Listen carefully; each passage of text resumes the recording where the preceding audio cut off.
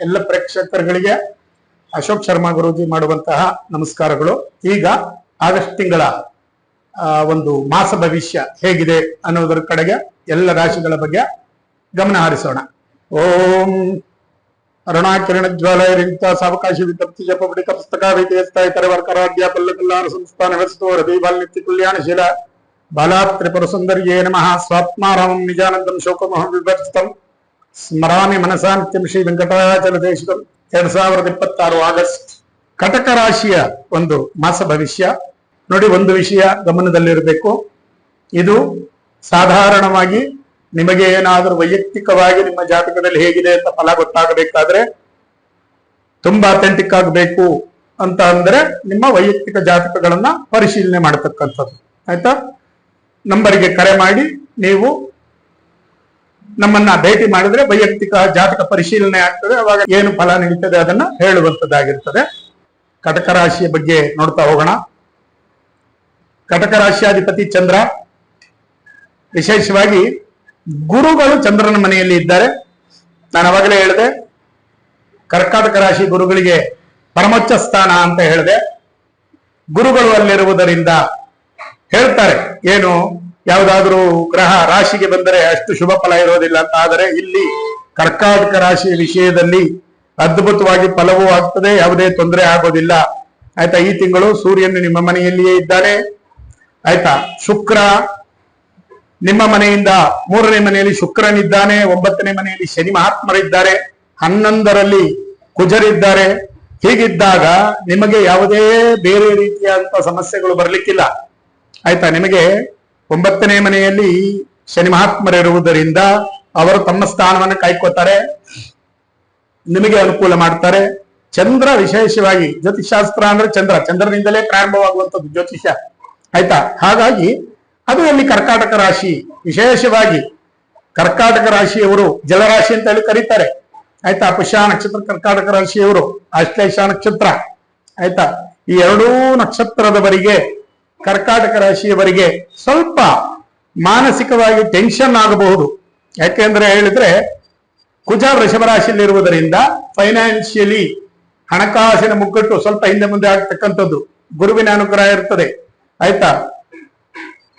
ಏನೇ ಇದ್ರೂ ಕೂಡ ನಾವು ಸಾಧಾರಣವಾಗಿ ಅದನ್ನೇ ಅವಾಗಲೇ ಹೇಳಿದೆ ನಾನು, ಇದನ್ನ ಅಥೆಂಟಿಕ್ ಆಗಿ ತಗೊಳ್ಳುವ ಹಾಗಿಲ್ಲ. ನೀವು 100ಕ್ಕೆ 100 ಖಾತ್ರಿಯಾಗಿದೆ ಅಂತಲ್ಲ. ಯಾಕಂದ್ರೆ ಎಲ್ಲರಿಗೂ ಸೇರಿದ ಹಾಗೆ ನಾವು ಹೇಳ್ತಾ ಇದ್ದೇವೆ.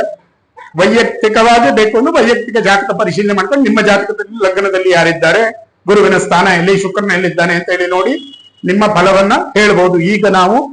ಈಗ ಸಾಮಾನ್ಯವಾಗಿ ಹೇಳುವಂತದ್ದು, ಗುರುಗಳು ಲಗ್ನದಲ್ಲಿ ಇರುವುದರಿಂದ ಕರ್ಕಾಟಕ ರಾಶಿಯಲ್ಲಿ, ವಿಶೇಷವಾಗಿ ಕರ್ಕಾಟಕ ರಾಶಿಯವರು ನಿರಂತರ ಗುರುವಿನ ಆರಾಧನೆ ಮಾಡಿಕೊಳ್ಳಿ. ಅದು ಉಚ್ಚ ರಾಶಿಯಾಗಿರುವುದರಿಂದ ಗುರುವಿಗೆ ಪರಮೋಚ್ಚ ಸ್ಥಾನ ಆಗಿರುವುದರಿಂದ ಅಲ್ಲಿ ತೊಂದರೆ ಆಗುವಂಥದ್ದು ಇರೋದಿಲ್ಲ, ಎಲ್ಲಾ ರೀತಿಯಿಂದ ಅನುಕೂಲವೇ ಆಗ್ತದೆ.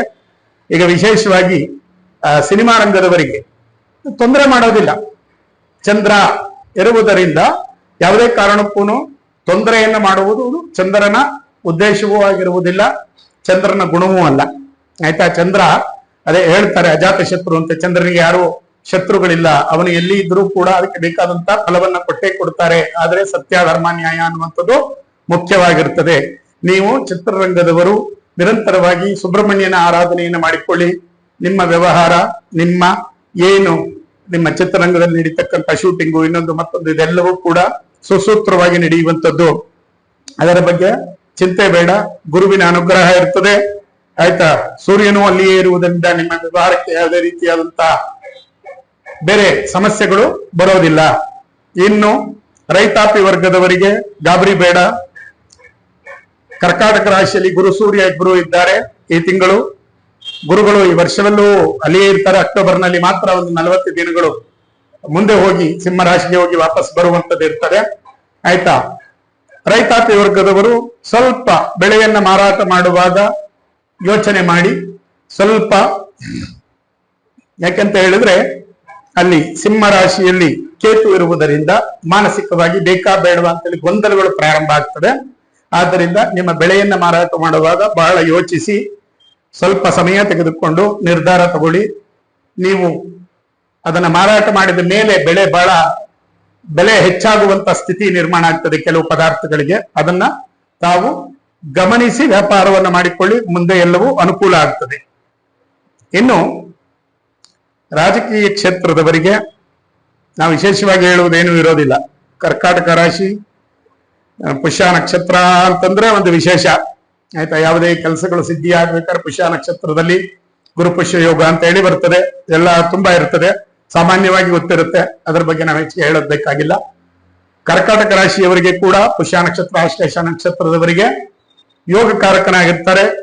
ಈ ಒಂದು ಸಮಯದಲ್ಲಿ ಅಂದುಕೊಂಡಿದ್ದು ಕೆಲಸ ಆಗ್ತದೆ. ನೀವು ಏನನ್ನ ಯೋಚನೆ ಮಾಡ್ತಿರೋದು ಕೈಗೂಡುತ್ತೆ.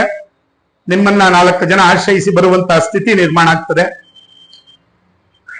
ಶನಿ ಮಹಾತ್ಮನಿಗೆ ವಿಶೇಷವಾಗಿ ಆರಾಧನೆಯನ್ನು ಮಾಡಿಕೊಳ್ಳಿ. ಆಂಜನೇಯ ಸ್ವಾಮಿ ಆರಾಧನೆಯನ್ನು ಮಾಡಿ ಶನಿ ಮಹಾತ್ಮನಿಂದ ಅನುಗ್ರಹ ಆಗ್ತದೆ. ಮುಂದಿನ ದಿನಗಳಲ್ಲಿ ನಿಮ್ಮ ಎಲ್ಲ ರಾಜಕೀಯ ಚಟುವಟಿಕೆಗಳು ಚೆನ್ನಾಗಿ ನಡೀಲಿಕ್ಕೆ ಅನುಕೂಲ ಆಗ್ತದೆ ಅಂತ ಹೇಳಿ ಹೇಳ್ಬೋದು. ಇನ್ನು ಶೈಕ್ಷಣಿಕ ರಂಗದಲ್ಲಿ ನಮ್ಮ ವಿದ್ಯಾರ್ಥಿಗಳು ಗಾಬರಿಯಾಗುವುದು ಬೇಡ. ಕರ್ಕಾಟಕ ರಾಶಿಯವರು ನಿರಂತರವಾಗಿ ಸುಬ್ರಹ್ಮಣ್ಯೇಶ್ವರನಿಗೆ ಮೊರೆ ಹೋಗಿ, ಹಾಗಂತ 3 ಹೊತ್ತು ಪೂಜೆ ಮಾಡಿ ಅಂತಲ್ಲ, ಸುಬ್ರಹ್ಮಣ್ಯೇಶ್ವರ ದೇವಸ್ಥಾನಕ್ಕೆ ದರ್ಶನವನ್ನ ಮಾಡಿ ಆಯ್ತಾ. ನಿಮಗೆ ಸಾಧ್ಯವಾದರೆ ಮಂಗಳವಾರ ಸುಬ್ರಹ್ಮಣ್ಯ ದೇವಸ್ಥಾನದಲ್ಲಿ ಒಂದು ಪೂಜೆಗೆ ನಿಮ್ಮ ಅನುಕೂಲ ಇದ್ದ ಹಾಗೆ ಆಯ್ತಾ ಒಂದು ವ್ಯವಸ್ಥೆಯನ್ನ ಮಾಡ್ಕೊಳ್ಳಿ. ಯಾಕೆ ಅಂತ ಹೇಳಿದ್ರೆ ಸುಬ್ರಹ್ಮಣ್ಯನೇ ಜ್ಞಾನಕಾರಕ. ವಿದ್ಯಾರ್ಥಿಗಳು ನೀವು ಓದಬೇಕು ಅಂತ ಹೇಳಿದ್ರೆ ಮೈಂಡ್ ಒಂದು ಸಮಯ ಇರಬೇಕು ಅಂತ ಹೇಳಿದ್ರೆ ಸುಬ್ರಹ್ಮಣ್ಯನ್ ಇದ್ದರೆ ಮಾತ್ರ ಅದು ಸಾಧ್ಯ. ಇಲ್ಲದಿದ್ರೆ ಫ್ಲಕ್ಚುಯೇಷನ್ ಮೈಂಡ್, ಏನು ಚಂಚಲತೆ ಅನ್ನೋದು ಉಂಟಾಗ್ತದೆ. ಆ ಚಂಚಲತೆ ಬೇಡ. ಆ ಚಂದ್ರ ಅದೇ ಸ್ಥಾನದಲ್ಲಿ ಇರುವುದನ್ನು ಚಂದ್ರ ಅಂತ ಹೇಳಿದ್ರೆ ಮಾಸ್ಟರ್ ಮೈಂಡ್, ಮಾಸ್ಟರ್ ಅಂತ ಕರೀತಾರೆ ಚಂದ್ರನನ್ನ. ಮನೋಕಾರಕ ಯಾರು ಅಂದ್ರೆ ಚಂದ್ರ. ಹಾಗಾಗಿ ನೀವೆಲ್ಲರೂ ಕೂಡ ನಿರಂತರ ಸುಬ್ರಹ್ಮಣ್ಯನ ಆರಾಧನೆಯನ್ನ ಮಾಡಿಕೊಂಡು ಆ ವಾಗ್ದೇವಿ ಸರಸ್ವತಿಯಲ್ಲಿ ಭಕ್ತಿ ಶ್ರದ್ಧೆಗಳಿಂದ ಪ್ರಾರ್ಥನೆಯನ್ನು ಮಾಡಿ ನಿಮ್ಮ ವಿದ್ಯಾಭ್ಯಾಸ ಚೆನ್ನಾಗಿ ನಡೀತದೆ. ವಿಶೇಷವಾದಂತಹ ಒಂದು ಸೂಚನೆ ಏನಪ್ಪಾ ಅಂದ್ರೆ, ಯಾರು ಯಾವ ರುದ್ರಾಕ್ಷಿಯನ್ನ ಧಾರಣೆ ಮಾಡಬೇಕು, ನಿಮ್ಮ ರಾಶಿ ನಕ್ಷತ್ರಗಳಿಗೆ ಅನುಗುಣವಾಗಿ ಯಾವ ರಾಶಿಯವರಿಗೆ ಯಾವ ರುದ್ರಾಕ್ಷಿಯನ್ನ ಹಾಕಿದರೆ ಅಭಿವೃದ್ಧಿ ಆಗ್ತದೆ, ಅನುಕೂಲ ಆಗ್ತದೆ. ಇದು ನಿಮಗೆ ಬೇಕು ಅಂದ್ರೆ ನನ್ನಲ್ಲಿ ಎಲ್ಲ ರೀತಿಯಾದಂತಹ ರುದ್ರಾಕ್ಷಿಗಳು ಸಿಗ್ತದೆ. ಇಂಥವರಿಗೆ ಇಂಥದ್ದೇ ರಾಶಿಗೆ ಇಂಥದ್ದೇ ರುದ್ರಾಕ್ಷಿ, ಇದನ್ನ ಇಂತಹ ದಿನದಲ್ಲೇ ಧಾರಣೆ ಮಾಡಬೇಕು ವಿಧಾನ ಇದೆ. ನಾನು ಭಗವಂತನ ಒಂದು ಆರಾಧನೆಯನ್ನು ಮಾಡಿ, ಅಭಿಷೇಕವನ್ನ ಮಾಡಿ, ಪೂಜೆ ಮಾಡಿ ನಿಮಗೆ ಅದನ್ನ ಧಾರಣೆಯನ್ನ ಮಾಡಿಸ್ತೇನೆ. ಆಸಕ್ತಿ ಇರ್ತಕ್ಕಂಥವರು ಕೆಳಗೆ ಕಾಣಿಸ್ತಾ ಇರತಕ್ಕಂತಹ ದೂರವಾಣಿ ಸಂಖ್ಯೆಗೆ ಕರೆ ಮಾಡಿ ನಿಮ್ಮ ವಿಷಯಗಳನ್ನ ಹಂಚಿಕೊಳ್ಳಿ. ಶುಭವಾಗಲಿ. ಸರ್ವೇ ಜನಾಃ ಸುಖಿನೋ ಭವಂತು. ಆ ಭಗವಂತ ಎಲ್ಲರಿಗೂ ಒಳ್ಳೆಯದನ್ನ ಮಾಡಲಿ. ಇಂದಿಗೆ ಈ ಒಂದು ಸಮಯಕ್ಕೆ 2026 ಆಗಸ್ಟ್ ತಿಂಗಳ ಮಾಸ ಭವಿಷ್ಯ ಸಮಾಪ್ತವಾಗುತ್ತೆ. ಓಂ ಸ್ವಸ್ತಿ.